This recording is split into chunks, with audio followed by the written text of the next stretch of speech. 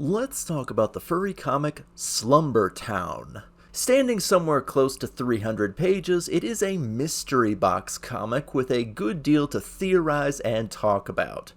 We join main character Romy as she arrives in the town of Slumber, population 32, on her bicycle with 40 bucks in her pocket, the clothes on her back, her phone, and a dream.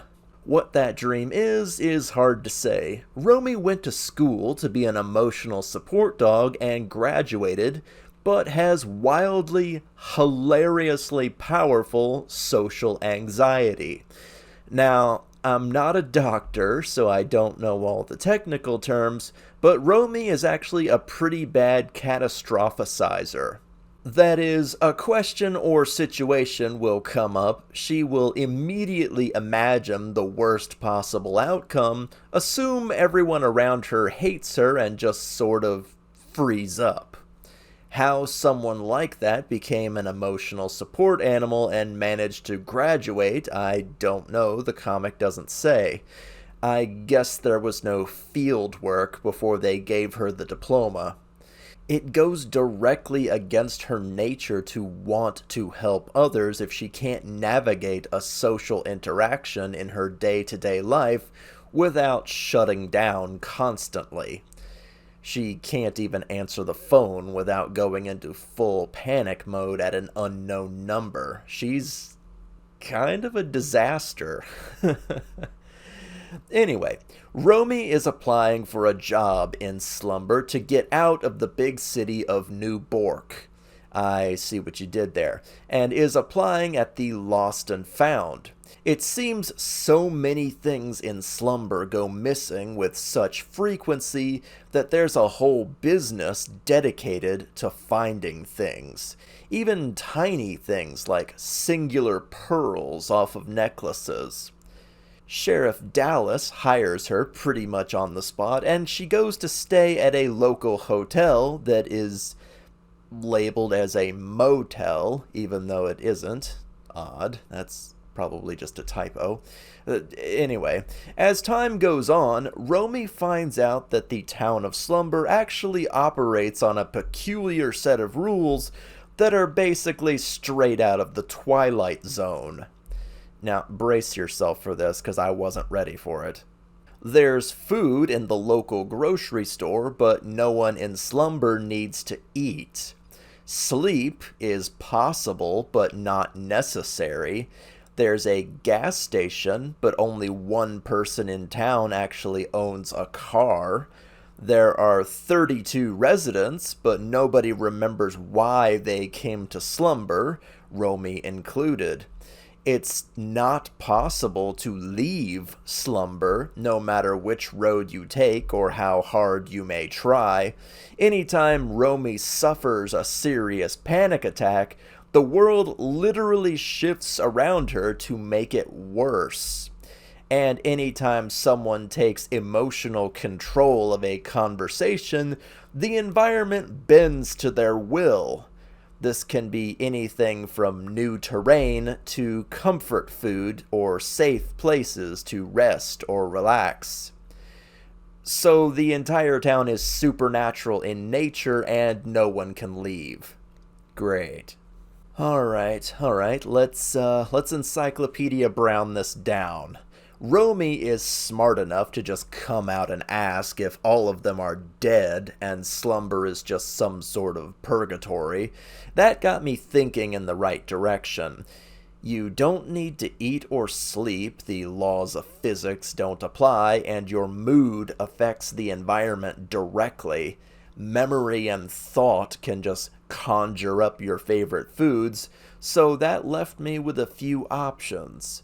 One, Romy is right and everyone is dead, making Slumber some sort of purgatory. Two, this is some kind of ant farm for an elder god or other higher power that is studying them. Three, this is a group hallucination and absolutely none of this is real. Or four, this is some kind of shared dream and oh, right. It's right there in the title. Slumbertown is a shared dreamscape for all 32 residents. How, why, for what purpose is a massive spoiler I obviously can't tell you.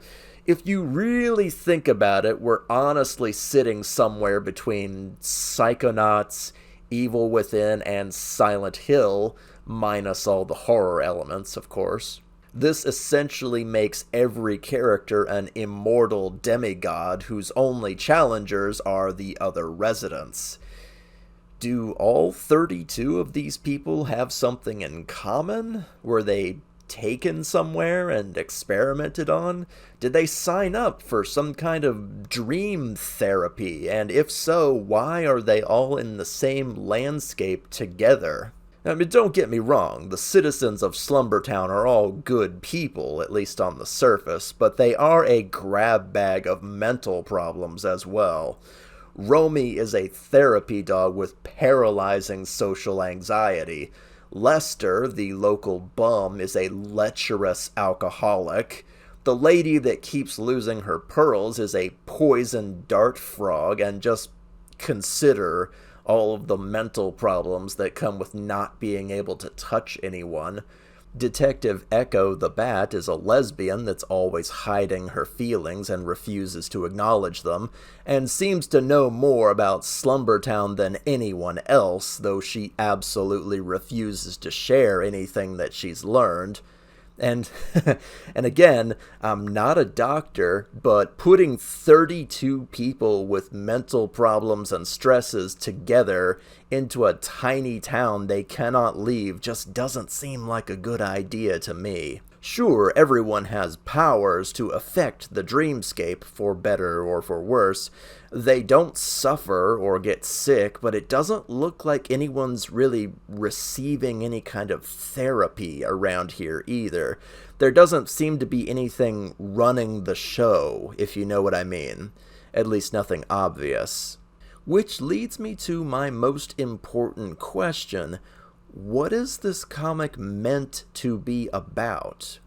Yes, obviously it has a very strong focus on mental health, making friends, and being a part of your local community no matter how small it happens to be.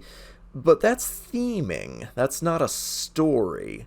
Is the goal here to get out of slumber? This false reality that is built around not being able to leave? And if this is a shared dream, that means that there's someone on the outside pulling the strings. Without getting a good look at them, there's no way to determine where this comic is going, really. Are these 32 people meant to stay in slumber and work out their issues together, and once that happens, reality falls apart and they come back to the waking world? Again, with no therapist or anyone running the show, that's not likely to happen. People with mental problems need help, not a cage. Is Slumber meant to be a safe space for delicate people like Romy? Or people that maybe can't be helped at all, like Lester? Is it meant to be a showcase for all different sorts of mental issues and they're being observed for research purposes? While the true nature of Slumbertown is, in fact, in the title, the how and the why are a complete mystery that has yet to be explored in its 300 pages so far, thusly me calling it a mystery box. What is the answer? Why do this? Is it therapy? Is it research? Is it just plain torment, putting these people in a diorama and watch them kill each other when they realize that they don't age or eat or sleep? It's a very delicate situation with some very delicate people, despite the whimsy and the bright colors that the comic presents. There is some very serious potential for this comic to veer into horror or abuse or dark revelations that have nothing to do with its bright colors or lovable characters. I'm honestly a little scared to know what the answer to this whole situation is. I mean, it takes place in the year 2016. It's not like we're in some sort of dystopian sci fi future or anything. So, all that being said, should you read Slumbertown? Absolutely. This is one of the best comics I've ever seen to deal with mental problems so directly, showing how paralyzing or life altering they can be if you don't reach out for or accept the help that is being offered.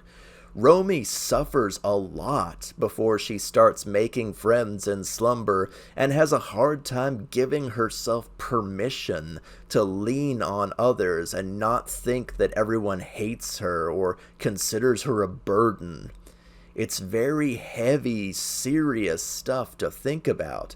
And on the outside, we all have to wonder, who is the puppet master that has thrown all of these poor people together into this false reality, and why does no one remember why they came here? Perhaps we'll find out someday soon. I say, check it out.